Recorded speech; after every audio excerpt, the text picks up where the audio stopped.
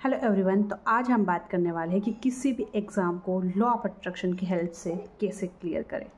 So guys, अगर आप मेरे चैनल पर नए हो तो मैं आपको बता दूं, मैं हूं अनिता कुमार और यहाँ मैं बात करती हूँ लॉ ऑफ अट्रैक्शन के ऊपर। सो अगर आप इस टॉपिक में इंटरेस्टेड है तो आप मेरे चैनल को सब्सक्राइब कर सकते हैं। ठीक है, तो अब एग्ज़ाम क्लियर को लेकर ना बहुत सारे कमेंट्स आते हैं, मैम किसके ऊपर वीडियो बना दीजिए, या फिर लोग बहुत कन्फ्यूज़न में रहते हैं कि हमने बहुत सारी टेक्निक्स करी, उसके बावजूद भी हमारी एग्ज़ाम क्लियर नहीं हो पाई। तो आखिर ऐसा क्यों हो रहा है कि आप लॉ ऑफ अट्रैक्शन अप्लाई कर रहे हो फिर भी आपकी एग्ज़ाम क्लियर नहीं हो रही, आप उसमें अनसक्सेसफुल क्यों हो रहे हो।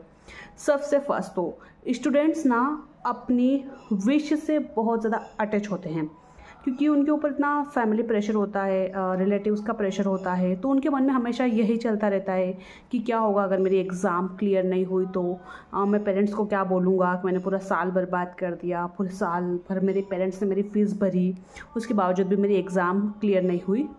तो ये एक बहुत बड़ा प्रेशर होता है जो कि बच्चे हैंडल कर रहे होते हैं। तो सबसे पहले तो ना आपको ना अपनी इस डिज़ायर से डी अटैच होना पड़ेगा। ये सोचने की बजाय कि एग्ज़ाम क्लियर नहीं हुआ तो क्या होगा, ये सोचो कि एग्ज़ाम क्लियर हो गया तो आपके पेरेंट्स का रिएक्शन कैसा होगा, रिलेटिव्स का रिएक्शन कैसा होगा। आपको उस पर फोकस करना होगा जो आपका एंड रिजल्ट आप चाहते हो, ना कि वो जो आप नहीं चाहते हो। अगर आप जो नहीं चाहते हो उस पर फोकस करोगे तो वही चीज़ मैनिफेस्ट होने वाली है कि आपकी एग्ज़ाम क्लियर नहीं हो रही है।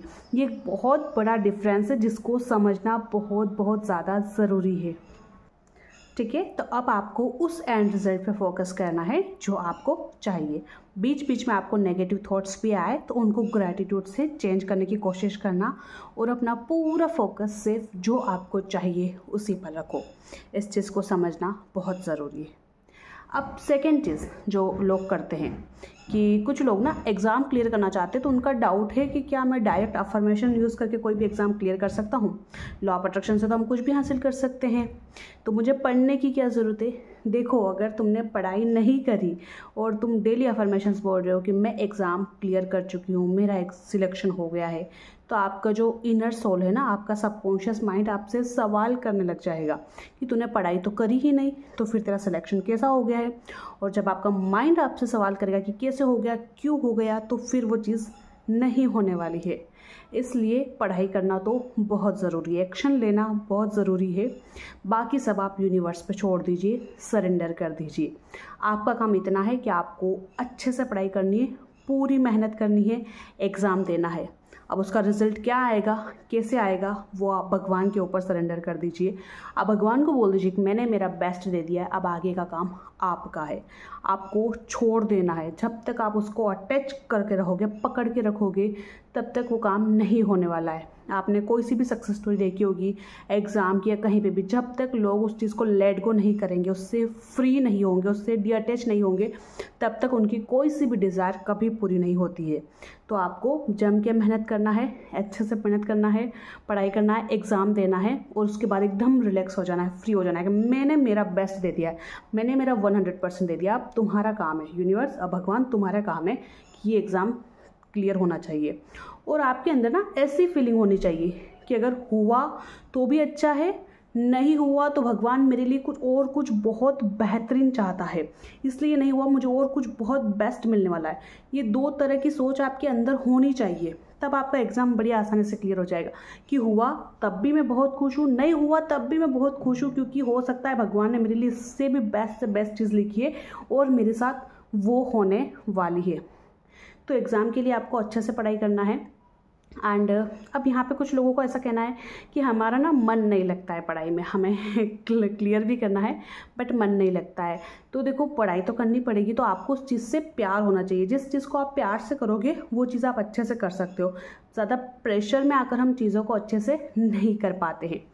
तो आपको ना स्टडी से प्यार होना चाहिए। उसके लिए आप अफर्मेशंस यूज़ कर सकते हो। मुझे पढ़ाई करना बहुत अच्छा लगता है, मैं जो भी पढ़ती हूँ मुझे याद हो जाता है, मैं जो भी पढ़ती हूँ वही एग्ज़ाम में आता है, मैं जिस एग्ज़ाम को देती हूँ वो क्लियर हो जाती है, मेरे लिए कोई भी एग्ज़ाम क्लियर करना आसान है।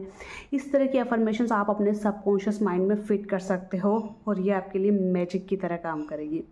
ठीक है, अब हो सकता है किसी किसी को ना कोई सब्जेक्ट बहुत डिफ़िकल्ट लगता है, उनको वो समझ में नहीं आता है, वो उसको कर ही नहीं पाते, तो इसी चीज़ तरह से आप उस सब्जेक्ट को हील कर सकते हो। और इसके लिए आप यूज़ कर सकते हो होओपोनोपोनो प्रेयर का, आप इसके लिए यूज़ कर सकते हो। जैसे कि किसी को मैथ्स बहुत डिफ़िकल्ट लगती है, तो वो कैसे यूज़ कर सकते हैं यहाँ पर उस प्रेयर का, dear mathematics I am sorry कि मैंने कभी तुम्हारे लिए कोई नेगेटिव वर्ड यूज़ किया हो, तो प्लीज़ मुझे माफ़ कर दो अगर मैंने कोई नेगेटिव एनर्जी क्रिएट करी हो। आई am sorry, please forgive me, thank you, I love you. अगर आप डेली 5 मिनट भी कुछ देर तक उस सब्जेक्ट के लिए होपोनोपो प्रेयर क्रिएट करेंगे तो फिर आपका उसके साथ कनेक्शन बिल्ड हो जाएगा।